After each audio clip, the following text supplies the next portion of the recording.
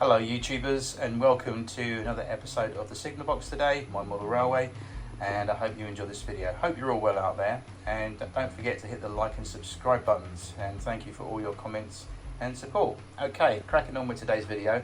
Just a real quick update. This Class B1 from Bachman, Stratford engine. I've given this the treatment with the weathering powders this morning, as you can see, and I think I'm quite pleased with this overall effect. This is probably going to be about 1960 condition. It's got the late BR line and wheel crest on the tender, so this is like sort of a late BR sort of look, and also with the additional bit of weather in there I've done on the tender. As you can see there, I wanted that look specifically like that. I didn't want to really heavily weather it, but I wanted to make it look as though it was a little bit unloved and in its last possible final months of operation on the Great Eastern Main Line. These are up in Scotland as well, but mainly on the eastern region, especially around the London Liverpool Street to Norwich services. The B1s would have been about. So I wanted to capture that look of its last few months of operation in steam before withdrawal, and as you can see, it looks quite good. If we start from the smoke box end, what I've done, I've used some Geosynix fire ash around the front of the smoke box, all the way down the dart onto the actual running plate there to simulate ash that hasn't been swept away, and a little bit of rust around the smoke box door seal as well. Looking on the front of the smoke box and obviously down the side, moving down. Again, this is just areas on the locomotive where there's water and condensation that's gathered over a period of time there.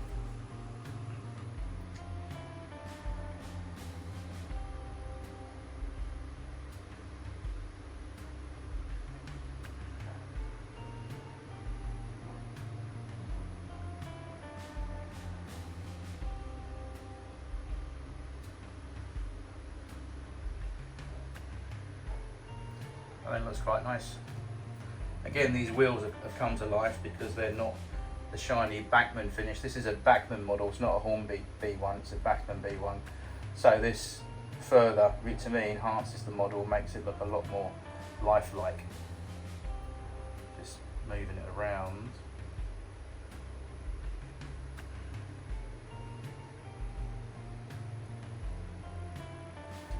And the thing about weathering is that you can always add as much or as little as you want to. And what I've done here on purpose, I've put slightly more weathering on the driver's side of the running chassis. For example, from that shot there, if you look from the cab all the way down to the smoke box end, sort of right to left, there's a little bit more there. Whereas if we bring it round, there's some there, but it's not so heavy, and that's really like real life. It isn't all weathered uniformly. There's always little odd bits here and there that some is more, some is less. That's part of the character. So very happy with that.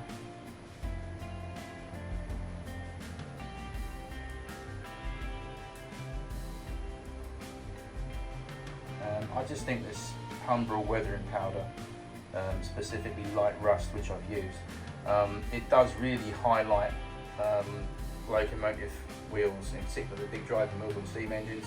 They just look the part, I think, now. I'm really super pleased with how that's come out. Again, I was very pleased with the A4 Merlin that I did recently, but this one has come out pretty much good as well. And from the colour photographs that I've seen in my books that I've got in my library from Stratford Shed about Stratford and the Great Eastern Main Line in the 1950s to 60s, this is what I've seen in books. And my great uncle Percy Mould would have definitely worked on the B1s at Stratford Shed when he was a fitter for the LNER, and he would have worked on these machines definitely, and probably seen them in these in this condition in their last few final months of operation. Very pleased with that. Okay, something else that goes with the locomotive in general. The steam locomotive, as you know, needs firing to make it work, and obviously the firing tools normally go on the tender. In fact, on this particular model, if I just bring this round again, you may or may not be able to spot this, so hopefully you can. But if you look there, you'll see a little hole on the top of the tender there. That little square hole would have been for the tools. So as mentioned the other day, I made a rack to put the firing irons and stuff on there, and I've finished that, so you can have a look at that. There we go.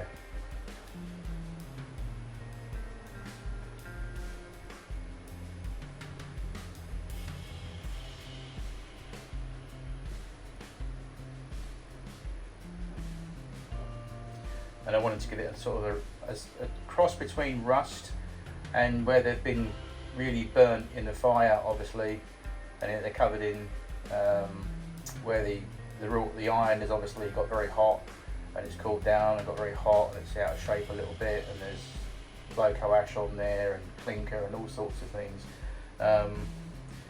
The long handled tools on a steam tender engine were never shining spotless. No, they were very heavily used and worn, and obviously being slung in and out of the firebox, that's what happens. They get bent out of shape and they're very charred and very burnt, in fact. So that's the kind of look I wanted to do, as if they've been sitting there for a long time, but still obviously usable. So there we go.